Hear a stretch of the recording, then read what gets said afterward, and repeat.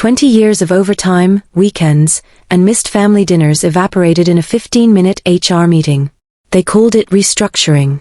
I called it what it was, corporate betrayal wrapped in legal paperwork. But they made one critical mistake. They assumed I'd disappear quietly into retirement, grateful for the severance. What they didn't know was that I'd been watching, learning, and documenting everything for 2 decades. And their new golden boy was about to learn why experience isn't something you can Google. If you've ever been discarded like yesterday's coffee, subscribe and tell me your story below. The conference room smelled like stale donuts and fresh lies. 3 suits sat across from me, Margaret from HR, some consultant I'd never seen before, and David Chun, the VP who used to ask me to fix his Excel formulas. The same David who'd called me indispensable just 6 months ago during my performance review. Now he couldn't meet my eyes. "This isn't about performance, Robert," Margaret began with that practiced sympathy they teach in corporate seminars. "It's about organizational evolution." Evolution. That's what they called it when they wanted to sound smart while stabbing you in the back. I'd seen the writing on the wall for months. Meetings I wasn't invited to. Emails I was mysteriously left off. The new consulting firm brought in to assess operational efficiency. I'd built the entire regional logistics framework from scratch, trained every department head, and streamlined processes that saved the millions. But none of that mattered when they needed to prove they were modernizing. The consultant, some kid who looked like he'd never worked a day outside a coffee shop, cleared his throat. "We're moving toward a more agile, digital-first approach. Your role has been evolved into something that better fits our current strategic direction." I didn't ask questions. I didn't need to. I could see the termination letter peeking out from under Margaret's folder. They'd already made their decision. My 20 years of institutional knowledge was about to become their problem, not mine. "Your severance package is quite generous," David finally spoke, his voice barely above a whisper. "Full benefits for 6 months, and we'll provide excellent references." I nodded, signed the papers, shook hands with sweaty palms, and walked out of that building for the last time, carrying a cardboard box filled with 2 decades of my life. But I wasn't angry. I was curious. Because I'd heard something in the elevator that morning, something about their exciting new hire starting Monday. Someone who was going to revolutionize the department I'd just been evolved out of. Meridian Logistics didn't become the regional powerhouse by accident. When I started there in 2003, they were a mid-sized freight company with 3 distribution centers and a prayer. Their tracking system was a joke, literally index cards and phone calls. Their inventory management was so broken that drivers would show up to empty warehouses, and customers would get double shipments because nobody talked to anybody. I didn't just fix their problems. I rebuilt their entire operational spine. I designed the route optimization algorithms that cut fuel costs by 30%. I integrated their inventory systems across all 7 facilities. I created the customer service protocols that turned angry clients into lifetime contracts. I wrote the training manuals that every new hire still uses today. When the 2008 recession hit and companies were dropping like flies, Meridian not only survived but thrived. While our competitors were laying off drivers and closing warehouses, we were expanding. The systems I'd built were so efficient, so resilient, that we could undercut everyone else's prices and still turn a profit. But systems are invisible when they work perfectly.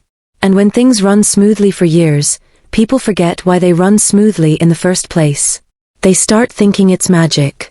They start believing they could replace the magician with someone younger, cheaper, more innovative. They forgot that I didn't just manage logistics. I was the logistics. Every vendor relationship, every contract negotiation, every crisis management protocol, it all flowed through me. I was the institutional memory of 2 decades of growth, the human database of what worked and what didn't.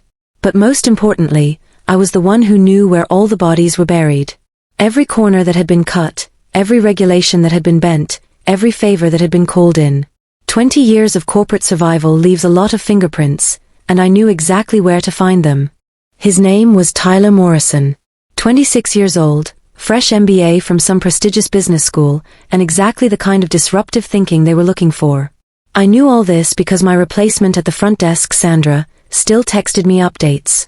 She'd been there almost as long as I had, and she was just as insulted by the whole thing. "You should see this kid," her first message read. Showed up in a Tesla, designer everything. Spent his first day asking where the innovation lab was. We don't have an innovation lab, Robert. We have a warehouse. The details kept coming.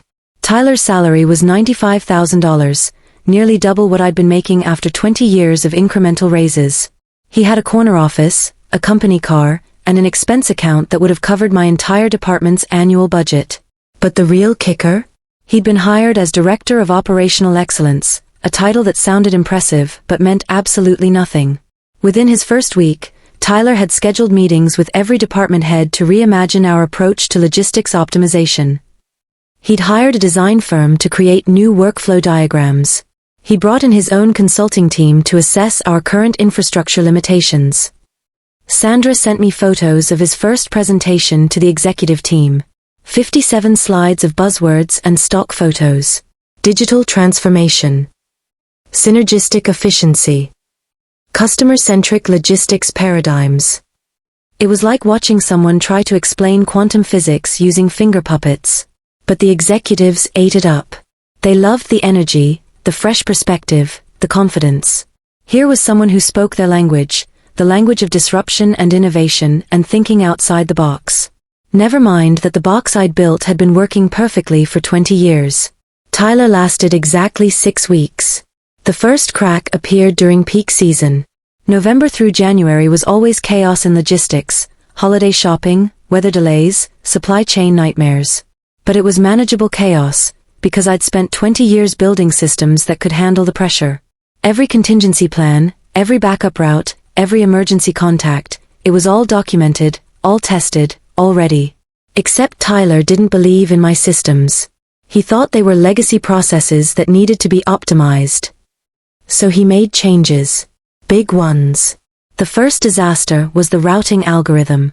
I'd spent years fine-tuning it, accounting for traffic patterns, weather conditions, driver preferences, and customer priorities. Tyler's consulting team replaced it with an AI-powered optimization engine that looked great on paper but had never been tested in the real world. Within 3 days, drivers were running out of fuel on routes that should have been simple. Deliveries were showing up at the wrong addresses.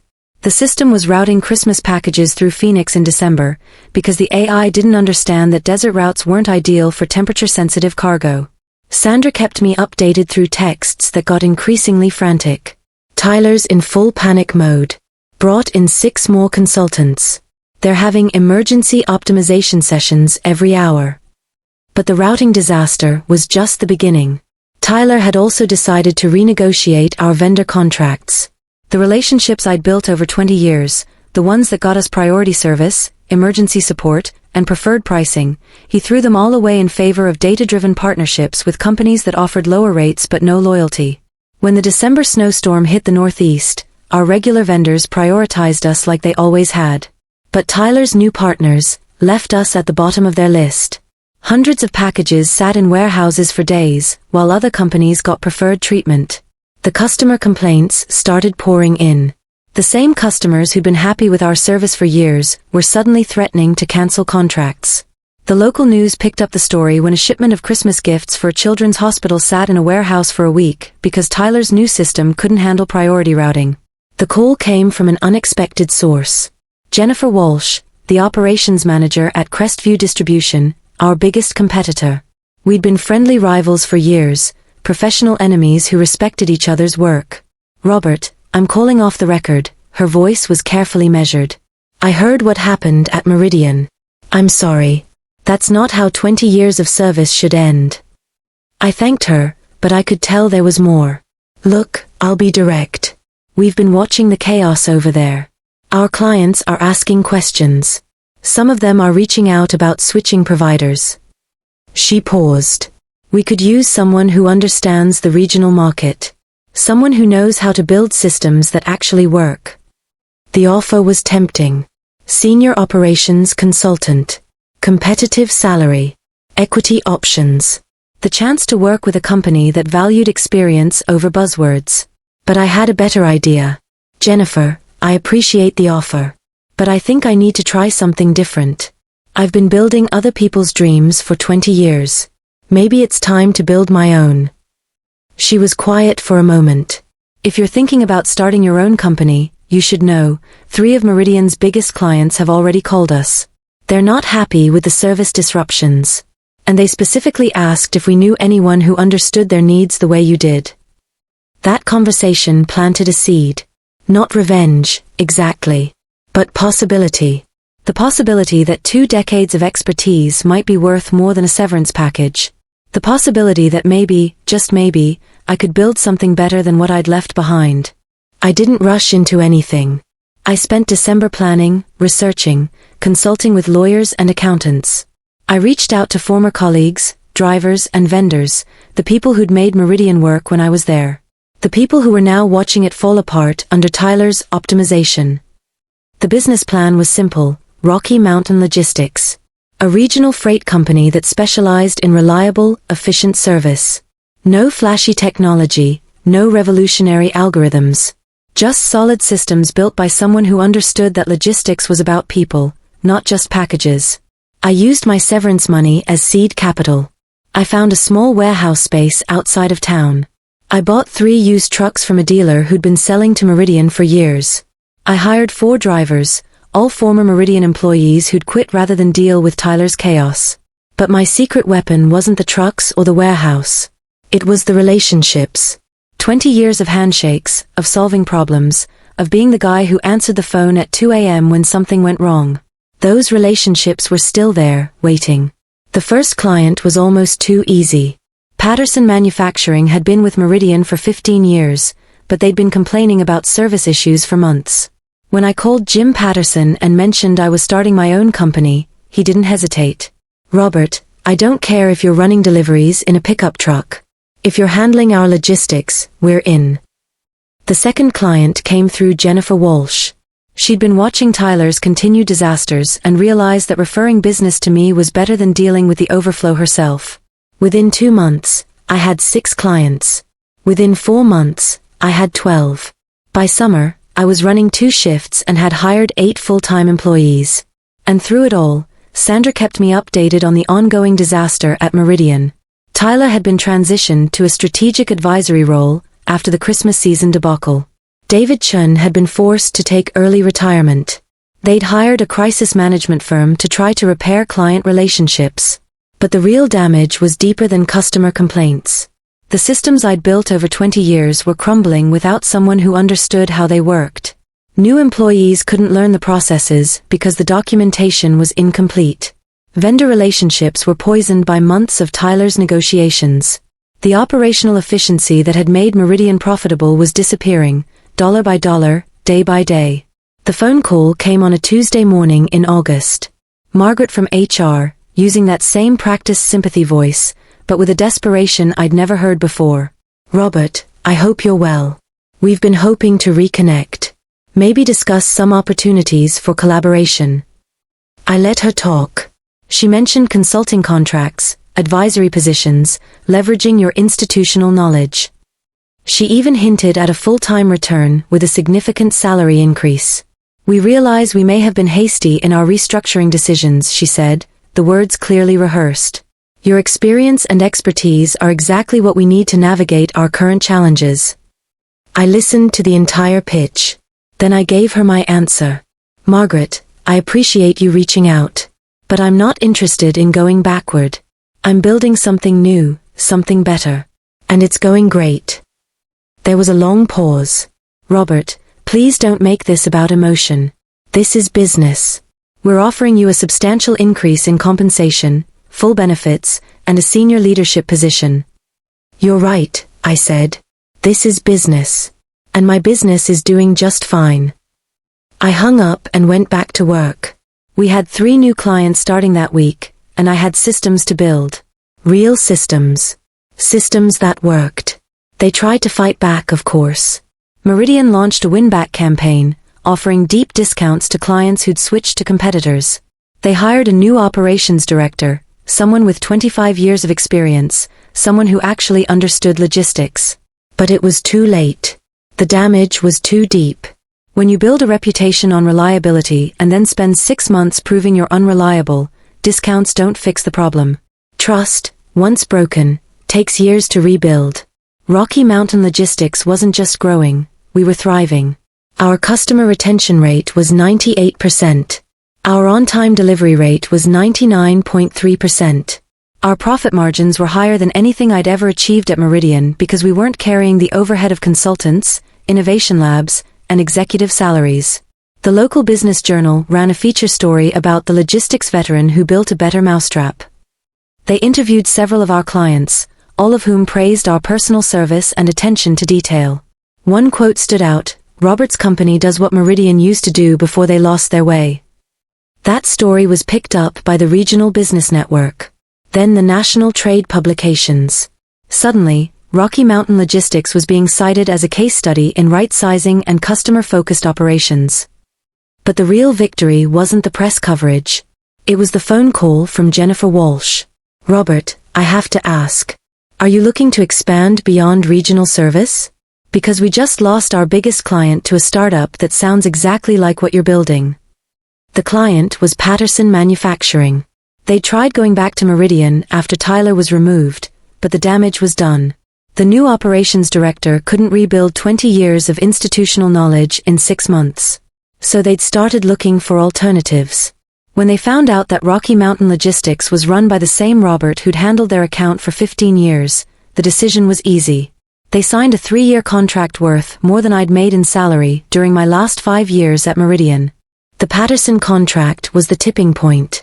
When other businesses saw that a major manufacturer was willing to trust their logistics to a small startup, they started asking questions. What did Rocky Mountain Logistics have that the established companies didn't? The answer was simple: me. Not just my experience, but my philosophy. I believed that logistics was about relationships, not algorithms. That reliability was more important than innovation. That 20 years of knowledge couldn't be replaced by 6 months of consulting. By the end of the first year, Rocky Mountain Logistics had 23 clients and 18 employees. We'd opened a second warehouse and were looking at expansion into 3 new states. Our revenue was approaching $2 million annually. Meridian, meanwhile, was hemorrhaging money. They'd lost 7 major clients in 18 months. Their stock price had dropped 40%. The board had forced out the CEO and was looking for a buyer. The final insult came in the form of a newspaper article. Once dominant logistics company seeks strategic partner after series of operational failures. The article detailed Meridian's decline, from the botched restructuring to the failed technology initiatives to the exodus of experienced employees. But the most damaging part was the quote from an industry analyst: "Meridian's problems stem from a fundamental misunderstanding of their own business model. They confused innovation with improvement and ended up dismantling the very systems that made them successful." I framed that article and hung it in my office. Not as a trophy, but as a reminder. A reminder that experience matters. That relationships matter. That sometimes the best revenge is simply proving that you were right all along. The final act came exactly 2 years after they'd laid me off. Rocky Mountain Logistics had grown to 50 employees and was generating $4 million in annual revenue. We'd been featured in 3 trade publications and had a waiting list of potential clients. But the real victory was personal. My salary as owner and CEO was $140,000 annually, plus equity, plus profit sharing, plus the satisfaction of building something that mattered. I was making more than Tyler had, more than David Chun had, more than most of the executives who decided I was expendable. The phone call came from Sandra, who'd finally left Meridian after watching them cycle through 4 different operations managers in 2 years. "Robert, you need to hear this. They're shutting down the regional division. Selling the warehouses, terminating the contracts, laying off everyone. 20 years of history gone." I felt a moment of sadness for the people who'd lose their jobs. But I also felt vindication. They destroyed something that had taken 2 decades to build, and they'd done it in less than 3 years. "There's more," Sandra continued. "They're selling the client list to Pacific Logistics. But here's the thing, most of those clients have already switched to other providers. A lot of them are with you now." The irony was perfect. They'd fired me to save money and modernize their operations. Instead, they'd created their own competition and destroyed their own business model. The systems I'd built had been so integral to their success that removing me was like removing the foundation of a building and expecting it to stand. There was no dramatic confrontation. No moment where I stood over their corporate grave and declared victory. Meridian's collapse was slow, predictable, and entirely self-inflicted. They'd chosen flash over substance, youth over experience, disruption over stability. I simply did what I'd always done. I built systems that worked. I maintained relationships that mattered. I solved problems instead of creating them. And when the dust settled, I was still standing. The difference was that now I was standing on my own foundation. Rocky Mountain Logistics wasn't just a company, it was proof that experience has value. That loyalty, when properly invested, pays dividends. That sometimes the best response to betrayal is building something better. I didn't need to destroy them. I just needed to outlast them. And in the end, that's exactly what happened. What happened to me isn't unique. Every day, companies discard experienced employees in favor of younger, cheaper alternatives. They call it modernization, optimization, evolution. But what they're really doing is throwing away decades of institutional knowledge in exchange for the promise of innovation. The mistake they make is assuming that experience is just accumulated time. That anyone can do what a veteran does, just faster or cheaper. But experience isn't just about time, it's about wisdom. It's about understanding not just what to do, but why to do it. It's about seeing the patterns that only come from surviving multiple cycles of growth and decline. Tyler Morrison wasn't a bad person. He was just young, inexperienced, and overconfident. He'd been sold a bill of goods about disruption and innovation, and he believed that technology could replace human judgment. He thought he could improve systems he'd never bothered to understand. But the real villains were the executives who should have known better. David Chun, who'd worked with me for 15 years and knew exactly what I brought to the table. Margaret from HR, who'd processed my performance reviews and knew my track record. The board members who approved the restructuring without understanding what they were restructuring. They made the classic mistake of confusing cost with value. They saw my salary as an expense to be minimized, not an investment to be protected. They focused on the immediate savings of replacing me with someone younger and cheaper, without considering the long-term costs of losing my knowledge and relationships. The lesson here isn't about revenge. It's about resilience. When you're discarded, you have two choices. You can spend your energy trying to prove them wrong, or you can spend it building something better. I chose to build. And that's the real victory. Not that they failed, but that I succeeded. Not that they were wrong about me, but that I was right about myself. Not that I got revenge, but that I got something better, independence, respect, and the satisfaction of knowing that my 20 years of experience weren't wasted, they were just invested in the wrong company. Today, Rocky Mountain Logistics employs 73 people across 4 states. We've been profitable every quarter for 3 years. Our employee retention rate is 94%, and our customer satisfaction scores are among the highest in the industry. But more importantly, we've created something that respects experience without fearing change. We hire people of all ages, all backgrounds, all skill levels. We invest in training and development. We build systems that work, but we're not afraid to improve them when we find better ways. I'm not the same person who walked out of that conference room with a cardboard box. I'm stronger, more confident, and more aware of my own value. I've learned that loyalty should be earned, not assumed. That experience should be valued, not discarded. That sometimes the best thing that can happen to you is being forced to bet on yourself. If you're reading this because you've been laid off, downsized, or restructured out of a job, remember this: they didn't fire you because you weren't good enough. They fired you because they couldn't see your value. That's their failure, not yours. Your experience, your knowledge, your relationships, they're all still there. They're still valuable. You just need to find the right place to invest them. Sometimes that's another company. Sometimes it's your own company. Sometimes it's a completely different industry. But whatever you do, don't let them convince you that you're obsolete. You're not legacy technology that needs to be replaced. You're a proven system that just needs the right platform to run on. The best revenge isn't getting even. It's getting ahead. And sometimes, the best way to get ahead is to stop looking back and start building forward. Subscribe if this story resonated with you. Share it with someone who needs to hear it. And remember, experience isn't just about time, it's about wisdom. And wisdom never goes out of style.